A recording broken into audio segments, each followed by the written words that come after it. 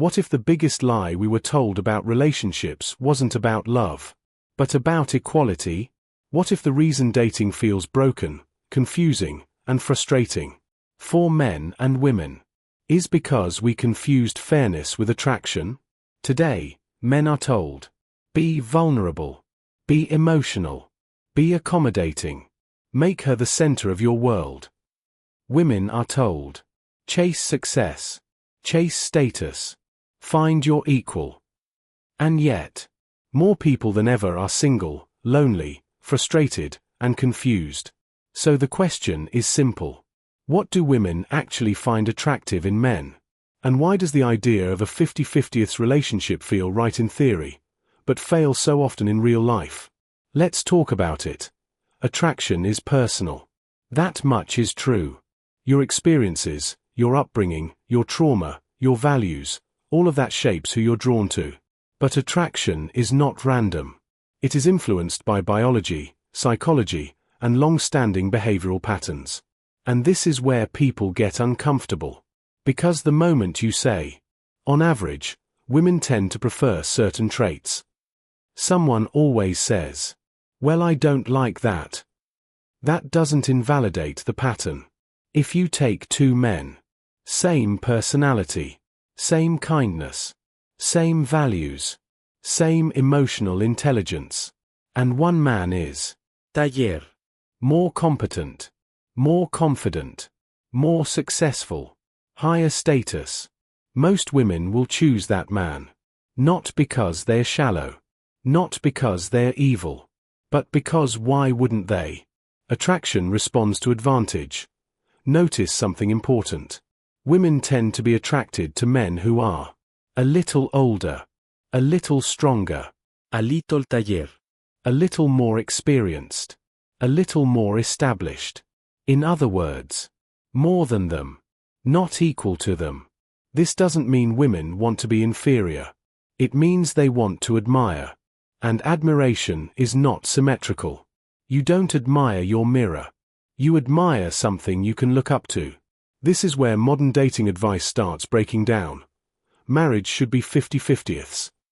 Relationships should be equal. I want my partner to be my equal. Sounds reasonable. Sounds fair. Sounds progressive. But here's the problem. What feels fair is not always what is fair. In our culture, no one is shocked if a man pays 100%. No one is shocked if a woman pays 0%. So when a relationship becomes 50-50ths, it doesn't feel like equality. It often feels like a downgrade. Not because women are greedy.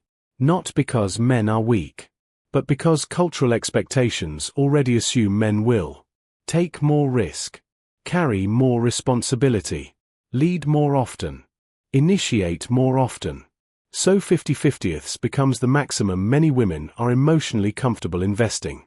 That's why 50-50ths often doesn't work, not practically, but psychologically. When women say they want equality, they usually mean equal respect, equal voice, equal dignity, equal consideration.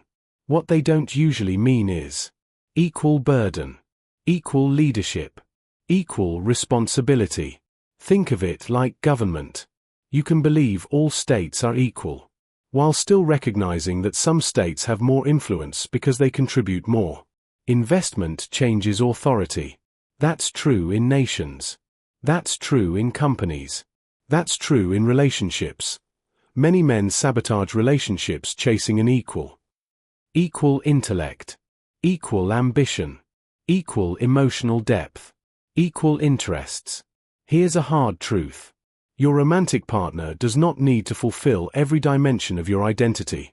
You don't need your partner to debate philosophy, understand quantum mechanics, match your intellectual obsessions.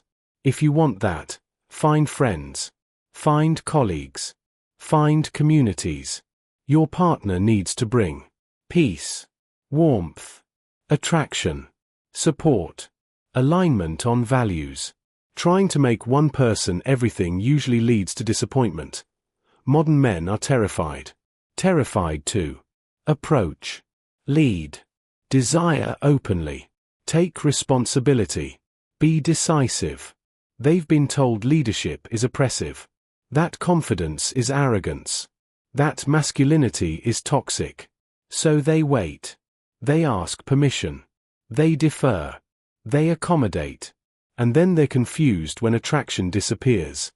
Many women believe, if I become as successful, powerful, and high status as a man, he'll want me more. But high-status men rarely prioritize income, power, professional dominance. They prioritize youth, beauty, warmth, fertility, peace. So women who delay relationships chasing equality often discover, too late, that the men they want don't want the same things. This isn't cruelty. It's misaligned incentives. The most successful men stop asking, "What do women want?" and start asking, "What kind of life do I want to build?" They build purpose, direction, discipline, competence, stability. They create an emotionally compelling life. And women self-select into it, or don't. That's not manipulation. That's leadership. Women don't want to be the center of your life. They want to stand beside a man who is moving toward something bigger than both of them. That's not inequality. That's attraction.